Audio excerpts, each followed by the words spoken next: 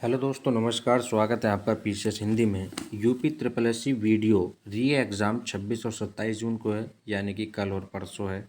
Admit card आ गए हैं। आशा है कि आपने अपने सेंटर भी देख लिए होंगे। ठीक है, आज हम चलते चलते हिंदी के 100 महत्वपूर्ण ऑब्जेक्टिव क्वेश्चन को सॉल्व करेंगे। आपकी परीक्षा के लिए ये क्वेश्चन महत्वपूर्ण होंगे। ठीक है, इस वीडियो को ज़रूर देख करके जाना। ईश्वर से कामना करते हैं कि आप अपनी एक सीट पक्की कर करके लौटें। ठीक है, आपको इस उद्देश्य से पेपर देना है कि हम अपना सिलेक्शन या अपनी एक सीट पक्की करनी है। ठीक है, तो ज़्यादा बात ना करते हुए शुरू करते हैं हम फटाफट। जो है अपने 100 क्वेश्चन एमसीक्यू फॉर्म में है, ऑब्जेक्टिव क्वेश्चन है। जल्दी जल्दी जो है 100 क्वेश्चन का रिवीजन आपको करा देते हैं। ठीक है, चलिए शुरू करते हैं आज का अपना पहला क्वेश्चन। हमारा पहला क्वेश्चन है, निम्नलिखित में से कौन सा मूल दीर्घ स्वर नहीं है। निम्नलिखित में से कौन सा मूल दीर्घ स्वर नहीं है। ठीक है, ऑप्शन आपको दिखाई दे रहा होगा। आ ई उ ओ इसका राइट आंसर हो जाएगा ऑप्शन नंबर डी। ठीक है, तो दीर्घ स्वर नहीं है ओ। नेक्स्ट क्वेश्चन देखते हैं। नेक्स्ट क्वेश्चन है, हिंदी में ध्वनियाँ कितने प्रकार की होती हैं। हिंदी में ध्वनियाँ कितने प्रकार की होती हैं, 2, 4, 8 या 10। ठीक है, तो इसका राइट आंसर हो जाएगा 2, option number A. Option number A इसका राइट आंसर है। ठीक है, नेक्स्ट क्वेश्चन देखते हैं। ठीक है, नेक्स्ट क्वेश्चन है, मात्रा के आधार पर स्वर कितने प्रकार के होते हैं। मात्रा के आधार पर स्वर कितने प्रकार के होते हैं। ऑप्शन है 2, 3, 7 या 9। ठीक है, तो इसका आंसर हो जाएगा ऑप्शन नंबर, ठीक है, ऑप्शन नंबर बी, 3। ठीक है, मात्रा के आधार पर स्वर जो है वो 3 प्रकार के होते हैं। ऑप्शन नंबर बी इसका राइट आंसर है। ठीक है, नेक्स्ट क्वेश्चन देखते हैं।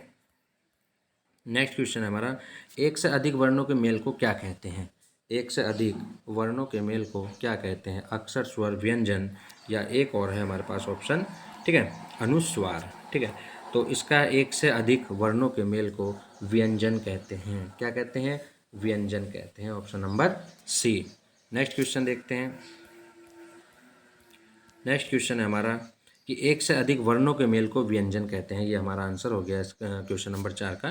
तो क्वेश्चन नंबर 5 देखते हैं। हमारा क्वेश्चन नंबर 5 है कि ई च छ जय झ आदि का उच्चारण किससे होता है। कंठ से, मूर्धन्य से, तालव्य से या ओष्ठ से। ठीक है, तो ई च छ जय झ का जो उच्चारण है वो तालव्य से होता है। ऑप्शन नंबर सी इसका राइट आंसर है। नेक्स्ट देखते हैं। नेक्स्ट क्वेश्चन है हमारा कि जिनका उच्चारण स्वतंत्रता से होता है और जो व्यंजन के उच्चारण में सहायक होते हैं उसे क्या कहते हैं। ठीक है, ऑप्शन है संज्ञा, स्वर, व्यंजन या विसर्ग। ठीक है, तो जो स्वतंत्रता से होता है उसे स्वर कहते हैं। इसका राइट आंसर हो जाएगा B, option number B. Next question है हमारा, निम्नलिखित में से कौन सा एक दीर्घ स्वर नहीं है। निम्नलिखित में से कौन सा एक दीर्घ स्वर नहीं है। ई ए। ठीक है, तो बड़ी ई जो है वो दीर्घ स्वर नहीं है। ऑप्शन नंबर बी इसका राइट आंसर हो जाएगा। नेक्स्ट क्वेश्चन है हमारे पास कि निम्नलिखित में से अंतः व्यंजन कौन सा है। ठीक है, निम्नलिखित में से अंतस्थ व्यंजन कौन सा है। ग, जय, व या स। ठीक है, ऑप्शन नंबर सी इसका राइट आंसर हो जाएगा। ठीक है, ऑप्शन नंबर सी इसका राइट आंसर हो जाएगा। वह जो है वो अंतस्थ स्वर व्यंजन नहीं है। अंतस्थ व्यंजन नहीं है, सॉरी, अंतस्थ व्यंजन है। ऑप्शन नंबर सी इसका राइट आंसर हो जाएगा। नेक्स्ट क्वेश्चन देखते हैं। नेक्स्ट क्वेश्चन है, हिंदी भाषा में कुल कितनी लिपियां हैं। हिंदी भाषा में कुल कितनी लिपियां हैं। ठीक है, 44, 48, 52 या 56। तो right answer is 56, sorry 52। Option number C, option number C 52 जो है कुल लिपियां हैं। ठीक है, नेक्स्ट क्वेश्चन है, हिंदी वर्णमाला में उष्ण व्यंजन कौन से हैं। हिंदी वर्णमाला में उष्ण व्यंजन कौन से हैं। श वाले उष्ण व्यंजन है। Option number A right answer हो जाएगा। ठीक है, नेक्स्ट क्वेश्चन देखते हैं। जल्दी जल्दी करना है, रिवीजन करना है बस। ठीक है, ये रे ले वे कौन से व्यंजन कहते हैं। ठीक है, ये रे ले वे को कौन सा व्यंजन कहते हैं। स्पर्श, अंतस्थ व्यंजन, उष्ण व्यंजन या इनमें से कोई नहीं। तो अंतस्थ जो वे आया था वो भी एक अंतस्थ व्यंजन था।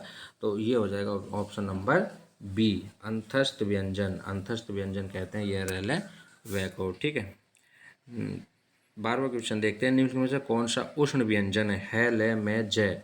तो option number A, option number A इसका राइट आंसर है को जो है हम उष्ण व्यंजन कहते हैं। ठीक है, नेक्स्ट देखते हैं।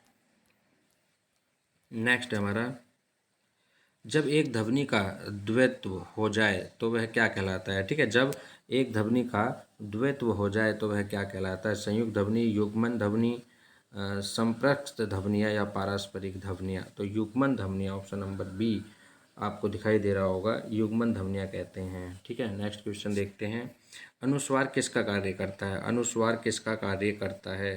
ठीक है, अनुस्वार किसका कार्य करता है, विसर्ग का, चंद्र बिंदु का, या पंचम वर्ण का, या स्वर का। ठीक है, तो ऑप्शन नंबर सी पंचम बिंदु का जो है स्वर कार्य करता है। स्वर जो है अनुस्वार पंचम बिंदु पंचम वर्ण का कार्य करते हैं। ठीक है, नेक्स्ट क्वेश्चन है, अब चलिए ऑप्शन आपको दिखाई देते हैं, आप जल्दी जल्दी बस इसका रिवीजन कर लीजिए। हम तो ये चाह रहे हैं कि आप ज़्यादा से ज़्यादा रिवीजन करके जाएं, ताकि जो है अच्छे से अच्छे नंबर आप हिंदी में प्राप्त कर सकें, वीडियो में अपनी एक सीट पक्की कर सकें। ठीक है, नेक्स्ट क्वेश्चन हमारा, ए वर्ण क्या कहलाते हैं। नासिक्य, मूर्धन्य, ओष्ठक या कंठव्य तालव। इसका राइट आंसर हो जाएगा option number D. Next question देखते हैं। नेक्स्ट क्वेश्चन, वह छोटी से छोटी ध्वनि जिसके टुकड़े नहीं हो सकते उसे क्या कहते हैं। वर्ण, स्वर, व्यंजन या मात्रा। ठीक है, देखिए वर्ण के जो है टुकड़े नहीं हो सकते, सबसे छोटी ध्वनि जो है वर्ण होती है। ऑप्शन नंबर ए इसका राइट आंसर है। नेक्स्ट देखते हैं, जिनका उच्चारण ऊपर के दांतों पर जीभ लगाने से होता है उसे क्या कहते हैं। दंतज्ञ, नासिक्य, मूर्धन्य या अनुस्वर। ठीक है, तो दंतज्ञ इसका दंतज्ञ इसका राइट आंसर हो जाएगा ऑप्शन नंबर ए। नेक्स्ट जल्दी जल्दी देखते हैं। ठीक है, किसी वस्तु को व्यवहार में लाना, इसका आशय किस शब्द से है। किसी वस्तु को व्यवहार में लाना, उपयोग, अनुपयोग, प्रयोग या सदुपयोग। ठीक है, तो जब प्रयोग करेंगे तभी जो है व्यवहार में लाया जा सकता है। ऑप्शन नंबर सी इसका राइट आंसर हो जाएगा ऑप्शन। ठीक है, निम्नलिखित में से किस शब्द में स्वर व्यंजन संबंधी अशुद्धियाँ नहीं है। स्वर और व्यंजन, आरोग्य, ईसाई, ऊर्जस्वी। ठीक है, ऊर्जस्वी और आतुसुक्य। तो option number C, option number C इसका राइट आंसर हो जाएगा। नेक्स्ट क्वेश्चन देखते हैं, जो संज्ञा, सर्वनाम आदि शब्दों से जुड़कर नए शब्दों की रचना करते हैं उन प्रत्यय को क्या कहते हैं। ऑप्शन आपको दिखाई दे रहा होगा, ऑप्शन नंबर ए तद्धितीय प्रत्यय कहते हैं। ठीक है, ऑप्शन नंबर ए इसका राइट आंसर हो जाएगा। नेक्स्ट क्वेश्चन देखते हैं, जिस समास में पूर्व पद गौण तथा उत्तर पद प्रधान हो उसे कौन सा समास कहते हैं। इंपॉर्टेंट क्वेश्चन है कि ध्वंतव्य समास, बहुविधेय समास, द्विगु समास या तत्पुरुष समास। तो ऑप्शन नंबर डी इसका राइट आंसर हो जाएगा, तत्पुरुष समास कहते हैं जिस समास में पूर्व पद गौण और उत्तर पद प्रधान होता है। नेक्स्ट क्वेश्चन, जो सर्वनाम संज्ञा शब्दों के मेल से बनते हैं उन्हें क्या कहते हैं। विकारी सर्वनाम, अविकारी सर्वनाम, संयुक्त सर्वनाम या संबंधनात्मक सर्वनाम। तो इसका राइट आंसर हो जाएगा ऑप्शन नंबर सी, संयुक्त सर्वनाम कहते हैं। ठीक है, नेक्स्ट क्वेश्चन देखते हैं, जिस क्रिया से संचालित व्यापार का फल कर्ता को छोड़कर कर्म पर पड़ता है उसे कौन सी क्रिया कहते हैं। ठीक है, ऑप्शन नंबर बी सकर्मक क्रिया। ठीक है, ऑप्शन नंबर बी सकर्मक क्रिया कहते हैं उसे, क्या कहते हैं, सकर्मक क्रिया। ठीक है, नेक्स्ट देखते हैं, निम्नलिखित शब्दों में से कौन सा शब्द संबंधवाची है। संबंधवाची, देवी देव, देवी, देव्य, देवता। तो ऑप्शन नंबर सी देव्य जो है वो हमारा संबंधवाचक है। ठीक है, संबंधवाची है ऑप्शन नंबर सी। नेक्स्ट देखते हैं, क्रिया के जिस रूप से क्रिया निष्पादन के समय का ज्ञान हो उसे क्या कहते हैं। पक्ष, काल, भूतकाल या वाच्य। ठीक है, तो काल कहते हैं, option number B, option number B. ठीक है, काल। नेक्स्ट देखते हैं, वाक्य में प्रयुक्त शब्द में परस्पर सामंजस्य को क्या कहते हैं। ठीक है, वाक्य में प्रयुक्त शब्दों में परस्पर सामंजस्य को कहते हैं पदक्रम, अनव्यय, उद्देश्य या विधेय। तो option number B, option number B हो जाएगा, अनव्यय कहते हैं। नेक्स्ट क्वेश्चन, निम्न में से कौन सा शब्द प्रयत्न और उच्चारण के आधार पर व्यंजन का वर्गीकरण नहीं करता। उच्छिप्त, पार्श्विक, सघोष या उष्ण। तो सघोष इसका राइट आंसर हो जाएगा। राइट आंसर क्या हो जाएगा, सघोष, option number C. Next question देखते हैं, व्युत्पत्ति के आधार पर संज्ञा के कितने भेद होते हैं। व्युत्पत्ति के आधार पर संख्या के कितने भेद होते हैं? 2, 3, 5 या 6? Option number B 3। ठीक है, ऑप्शन नंबर बी 3 होते हैं। समानाधिकरण किस अव्यय का भेद है? समुच्चय बोधक, क्रिया विशेषण, संबंध बोधक या विस्मयादि बोधक? ठीक है, तो समुच्चय बोधक का अवयव है। ठीक है, option number A, option number A इसका राइट आंसर हो जाएगा। फटाफट तैयारी करनी है, रिवीजन करना है चलते चलते। ठीक है, 100 क्वेश्चन का रिवीजन है, आप इसे आसानी से जो है करके जा सकते हो। वीडियो जरूर देख करके जाना, इंपॉर्टेंट क्वेश्चन रखे गए हैं। कि निम्नलिखित में से कौन सा शब्द पुल्लिंग है? दीमक, रात, वर्षा या विधुर? ठीक है, आपको दिखाई दे रहा होगा कि विधुर, विधुर इसमें जो है पुल्लिंग है। ठीक है, नेक्स्ट क्वेश्चन देखते हैं कि जिस वाक्य में 2 या 2 से अधिक स्वतंत्र उपवाक्य हों और योजकों द्वारा जुड़े गए हों या जोड़े गए हों, उसे क्या कहते हैं? उपवाक्य, मिश्रित वाक्य, संयुक्त वाक्य या सरल वाक्य? ठीक है, तो उसे कहते हैं हम संयुक्त वाक्य। ठीक है, संयुक्त वाक्य कहते हैं, ऑप्शन नंबर सी। ठीक है, नेक्स्ट देखते हैं। बोली का क्षेत्र जो थोड़ा विकसित हो जाता है और उसमें साहित्य की रचना होने पर वह क्या बन जाता है? ब्रजभाषा, उपभाषा, लिपि या क्षेत्रीय रूप? ठीक है, तो उपभाषा बन जाता है। क्या बन जाता है? वो उपभाषा बन जाता है। नेक्स्ट क्वेश्चन है, जिन ध्वनियों की गणना न स्वर में की जाती है न व्यंजन में, उसे क्या कहते हैं? आगत, उष्ण, अंतस्तेय या अयोग वहा? ठीक है, तो उसे कहते हैं ऑप्शन नंबर डी, अयोग वहा कहते हैं। नेक्स्ट देखते हैं कि स्वर तंत्रियों के आधार पर व्यंजनों को कितने वर्गों में बांटा गया है? 1, 2, 3, 4? Option number B, option number B 2 वर्गों में बांटा गया है स्वर तंत्रियों के आधार पर व्यंजनों को, स्वर और व्यंजन। ठीक है, भाववाचक संज्ञा कितने प्रकार के शब्दों से बनती है? 4, 3, 5 या 6? ठीक है, तो भाववाचक संख्या जो है वो 5 प्रकार के शब्दों से बनती है, संज्ञा से बनती है। ठीक है, ऑप्शन नंबर सी इसका राइट आंसर। वर्णमाला में स्पर्श व्यंजनों की संख्या कितनी है? वर्णमाला में स्पर्श व्यंजनों की संख्या कितनी है? 25, 30, 20 या 35? ठीक है, तो right answer 25, option number A इसका राइट आंसर है। नेक्स्ट क्वेश्चन, स्वर ए का उच्चारण स्थान कौन सा है? कंठोष्ठ, दंतोष्ठ, कंठ तालव या ओष्ठक? तो कंठ तालव। ठीक है, क्या होता है, ऑप्शन आपके पास इसे रखे हैं कि लास्ट के टाइम जो है, इतना टाइम नहीं होता कि हम चारों ऑप्शनों को पढ़ें और जो है उनका फिर सोचें समझें तब आंसर दें, इसलिए मैंने जो है इनका ऑप्शन आप लिस्ट के जो उत्तर है वो नीचे ही दे दिए हैं, ताकि आप जल्दी जल्दी इन क्वेश्चनों को क्वेश्चन पढ़ो और सीधा आंसर देखो और अपना आगे बढ़ो। ठीक है, नेक्स्ट देखते हैं, किस स्वर के उच्चारण में दीर्घ स्वर से सभी अधिक समय लगता है? किस स्वर के उच्चारण में दीर्घ स्वर से भी अधिक समय लगता है? अनुस्वार, अनुनासिक, ह्रस्व या प्लुत?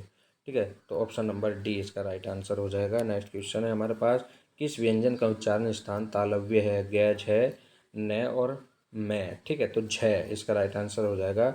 झ तालव्य से जो है वो झ बोला जाता है, झ। नेक्स्ट है, भाषा की सार्थक लघुत्तम इकाई किसे माना जाता है? शब्द, वर्ण, अर्थ या मात्रा? ठीक है, तो शब्द को कहा जाता है। सार्थक लघुत्तम इकाई जो है वो शब्द को कहा जाता है। क्वेश्चन 40 का जो आंसर हो जाएगा वो ए हो जाएगा, शब्द।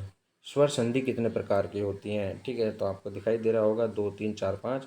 उसका राइट आंसर हो जाएगा ऑप्शन नंबर डी, स्वर संधि 5 प्रकार की होती हैं।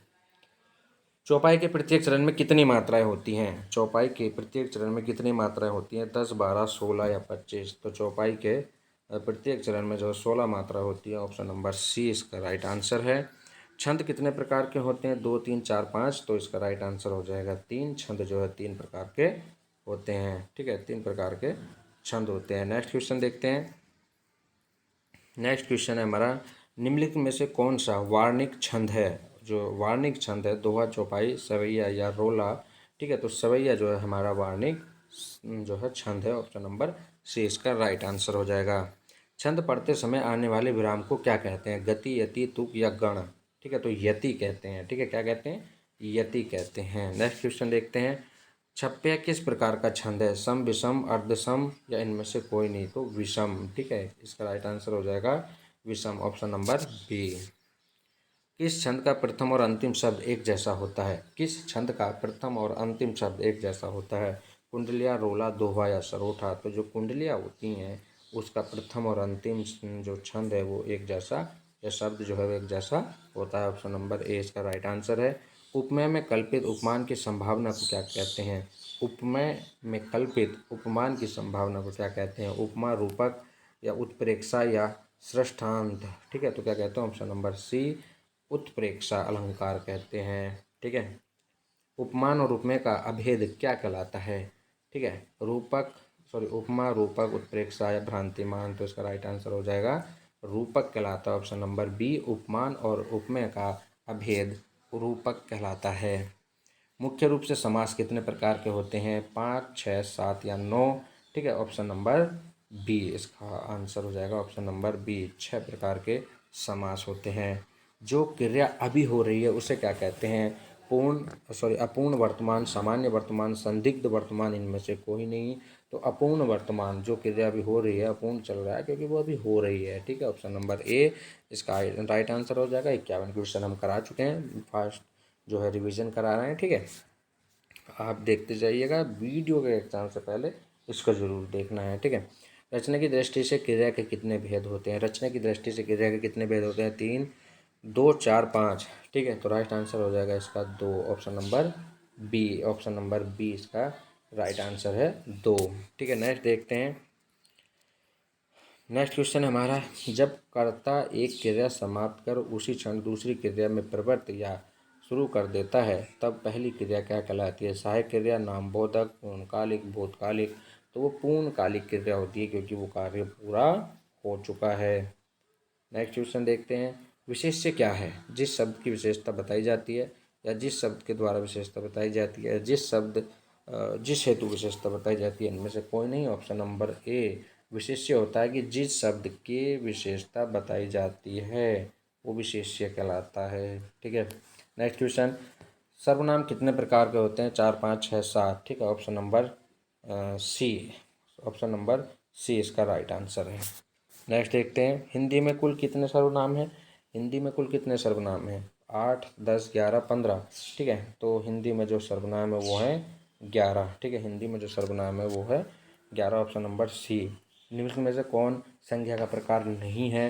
व्यक्तिवाचक, जातिवाचक, देशवाचक या भाववाचक। तो राइट आंसर हो जाएगा, आपको दिखाई दे रहा होगा, ऑप्शन नंबर सी जो है देशवाचक जो है संज्ञा नहीं है। संज्ञा के साथ आने वाले विभक्तियों को क्या कहा जाता है? संश्लिष्ट, विश्लिष्ट, शिलिष्ट या इनमें से कोई नहीं। तो जो संज्ञा के साथ आने वाली विभक्तियों को विश्लिष्ट कहा जाता है। ऑप्शन नंबर बी इसका राइट आंसर हो जाएगा। ठीक है, नेक्स्ट देखते हैं। निम्नलिखित में से रचना के आधार पर कौन सा शब्द रूढ़ नहीं है? दिन, आग, विज्ञान या घोड़ा।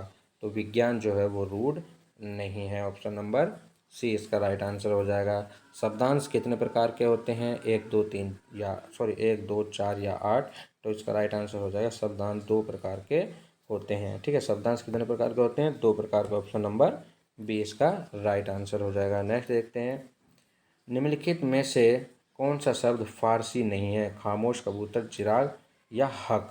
ठीक है, तो हक जो शब्द है वो फारसी नहीं है। ऑप्शन नंबर डी इसका राइट आंसर हो जाएगा। प्रत्येक शब्द में कौन सा उपसर्ग है? ठीक है, तो प्रत्येक शब्द में कौन सा उपसर्ग है? प्रति, एक या इक। ठीक है, तो प्रति जो है वो उपसर्ग हो जाएगा। ऑप्शन नंबर बी प्रत्येक शब्द में प्रति उपसर्ग है। ठीक है, नेक्स्ट देखते हैं, अर्थ के आधार पर शब्द कितने प्रकार के होते हैं? 2, 4, 7, 8। तो ये 4 प्रकार के होते हैं। ऑप्शन नंबर बी इसका राइट आंसर हो जाएगा। अर्थ के आधार पर शब्द 4 प्रकार के होते हैं। नेक्स्ट क्वेश्चन देखते हैं, उद्देश्य और विधेय किसके अंग हैं?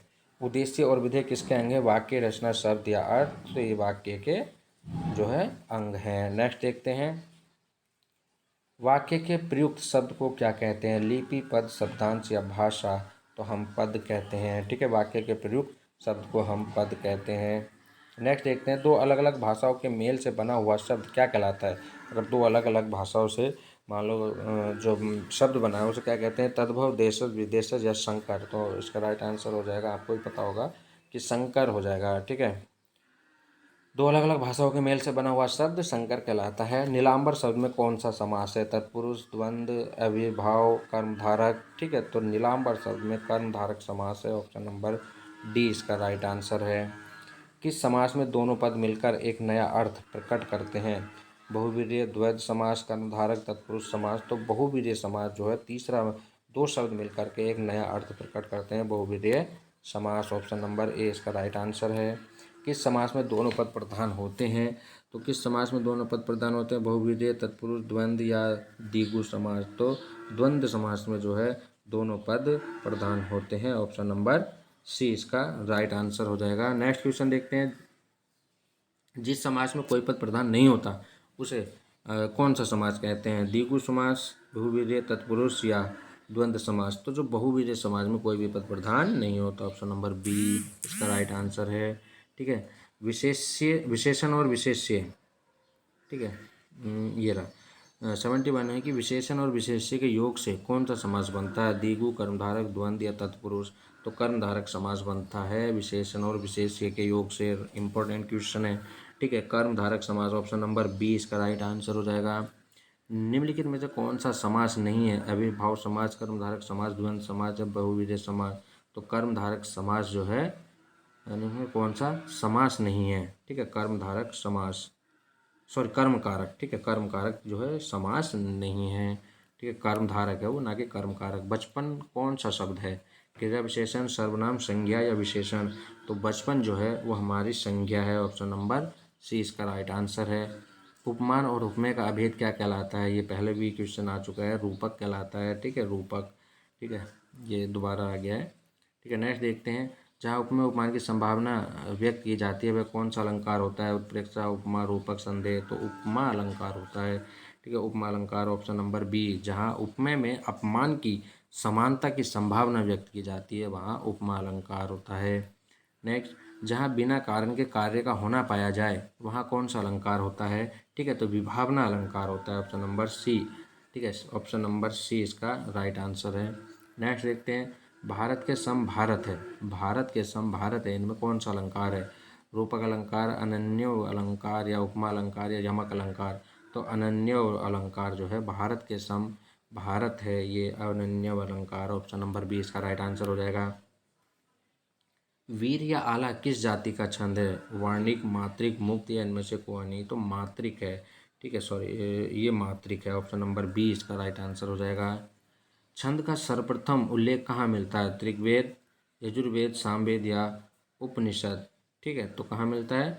ये मिलता है हमारा ऋग्वेद में। ठीक है, ऋग्वेद में। इसका राइट आंसर हो जाएगा ऑप्शन नंबर ए। हिंदी किस भाषा परिवार की भाषा है?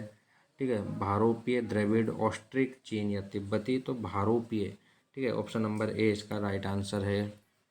भारत में सर्वाधिक खड़ी बोली वाली भाषा कौन सी है? भारत में सर्वाधिक खड़ी बोली वाली जो है भाषा कौन सी है? हिंदी, संस्कृत, तमिल, उर्दू। तो हिंदी इसकी राइट आंसर हो जाएगा, ऑप्शन नंबर ए। ठीक है, निम्नलिखित में से कौन सी भाषा हिंदी के अंतर्गत नहीं आती? कन्नौजी, बांगुड़ी, अवधी, तेलुगु। तेलुगु जो है हिंदी के अंतर्गत नहीं आती। Option number B, sorry D, option number D Telugu. शांत रस का स्थायी भाव क्या है? वैराग्य, क्षमा, दया, निर्वेद। तो शांत रस का जो है वो निर्वेद है। ठीक है, नेक्स्ट देखते हैं। शोक किस रस का स्थायी भाव है? शांत, करुणा, हास्य, वीर। तो शोक जो है वो करुणा का है। ठीक है, स्थायी भाव आपको याद होने चाहिए। किस रस को रसराज कहा जाता है? श्रृंगार रस, वीर रस, हास्य रस, इनमें से कोई नहीं। तो श्रृंगार रस को जो है रसराज कहा जाता है। श्रृंगार रस को रसराज कहा जाता है। ठीक है, सारे के सारे रस आपको याद होने चाहिए, अलंकार याद होने चाहिए, संधि याद होनी चाहिए। ठीक है, श्रृंगार रस स्थायी भाव क्या है? श्रृंगार रस का रति। ठीक है, उत्साह, शोक, हास्य, रति। तो जो श्रृंगार रस का स्थायी भाव है वो रति है। ठीक है, नेक्स्ट देखते हैं। विस्मय स्थायी भाव किस रस में होता है? हास्य, शांत, अद्भुत, विभव, विभत्स रस। ठीक है, तो अद्भुत रस इसका जो है राइट आंसर हो जाएगा 87 का सी।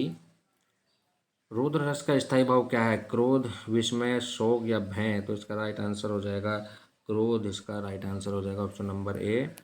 वीर रस का स्थायी भाव क्या है? हास्य, क्रोध, रति या उत्साह। उत्साह, वीर रस का उत्साह जो है स्थायी भाव है। ऑप्शन नंबर बी इसका राइट आंसर हो जाएगा। अनुभावों के कितने भेद होते हैं? 2, 3, 4, 6। Option number C 4। ठीक है, ऑप्शन नंबर सी 4 भेद होते हैं। ठीक है, अनुभाव के। हिंदी में कुल कितने सर्वनाम है? 5, 7, 11, 12। तो हिंदी में कुल 11 सर्वनाम हैं।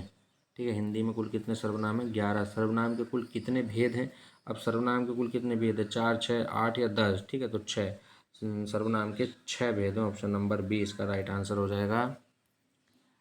और निम्नलिखित में से कौन सा एक विशेषण शब्द नहीं है? लचीला, लाडला, छांदन, लापता। ठीक है, तो लांछन जो है एक विशेषण शब्द नहीं है। Option number C. ठीक है, ऑप्शन नंबर सी। विशेषण जिस शब्द की संज्ञा बताता है उसे क्या कहते हैं?